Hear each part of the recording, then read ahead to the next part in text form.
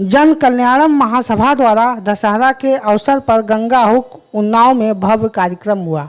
संस्था के अध्यक्ष जेके वर्मा ने कहा कि ग्रामीण क्षेत्रों के मेधावी बच्चों को सम्मानित किया गया है। इसके बाद बच्चों ने सांस्कृतिक कार्यक्रम भी किए। आई कनेक्ट न्यूज़ के माध्यम से करवा चौथ, धनतेरस, दीपावली की शुभकामनाएं देते हुए जेके वर्मा ने समाज को जागरूक करने के लिए शिक्षित समाज, समृद्ध समाज का संदेश दिया। आपके channel, news channel I connect को बहुत बहुत धन्यवाद। मैं जेके वर्मा, प्रदेश अध्यक्ष जन कल्याणम महासभा के माध्यम से सभी से ये कहना चाहूँगा, सबको पहली बात तो ढेर सारी बधाई और खुशखबरी देना चाहूँगा कि आ रही जो करवा चौथ, पति और पत्नी का जो मधुर संबंध होते हैं, उसके संबंध में त्यौहार आने वाला है। उस पे मेरी ढेर सारी शुभकामनाएँ पति और पत्नियों सभी को करवा चौथ पे। और इसके बाद धनतेरस भी लक्ष्मी जी का, गणेश जी का त्यौहार होता है, तो लक्ष्मी जी सब पे कृपा बरसाए रखें, ऐसी मेरी शुभकामनाएं हैं सभी के लिए। और दीपावली विशेष तौर से लोग ध्यान रखें कि दीपावली बहुत खुशी से मनाएं, लेकिन ये ज़रूर ध्यान रखें कि जो प्रदूषण है, जो हमारे लिए जानलेवा है, जान के लिए खतरा है, उसका ध्यान रखते हुए पटाखे, ऐसे पटाखे लगाएं जिसमें प्रदूषण ना हो, और प्रदूषण मुक्त पटाखे ही चलाएं, और यदि चलाएं भी तो बहुत कम चलाएं, तो जिससे कि प्रदूषण ना हो। प्रदूषण हमारे लिए, मानव जीवन के लिए जानलेवा है, इसलिए प्रदूषण ना बढ़ाएं। और इन्हीं सब त्योहारों को आप खुशी से मनाएं। इसके लिए ढेर सारी अपनी संस्था की ओर से, जन कल्याण महासभा की ओर से मैं आप सभी को ढेर सारी शुभकामनाएं देता हूं। ये सब त्यौहार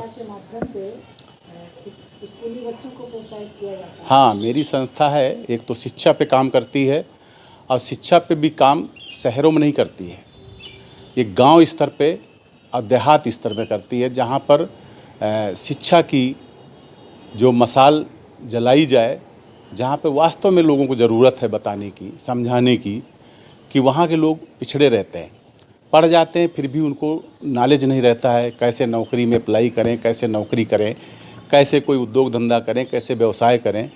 तो इस पे फोकस रहता है कि गांव में छोटे स्तर पे कोई कार्यक्रम करके गांव वालों की बात समझाई जाए, जिससे वो अपने जीवन को बेहतर कर सकें। इस पे ध्यान दिया जाता है।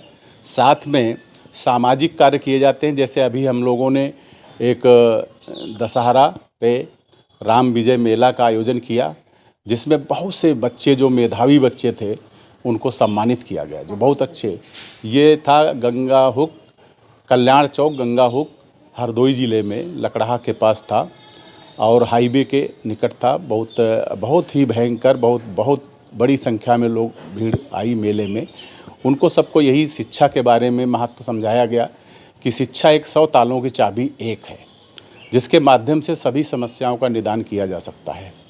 अगर शिक्षित व्यक्ति नहीं है तो वो बहुत पीछे रह जाएगा समाज में, और वो आगे नहीं बढ़ पाएगा। इसलिए शिक्षा एक ऐसा स्तंभ है जिसके माध्यम से हम आगे बढ़ सकते हैं। इस दीपोत्सव पर शिक्षा की रोशनी कैसे फैले? हाँ, मेरा यहाँ पर ये कहने का मतलब है, दीप तो हम जलाते ही हैं, लेकिन एक शिक्षा रूपी दीप जलाएं।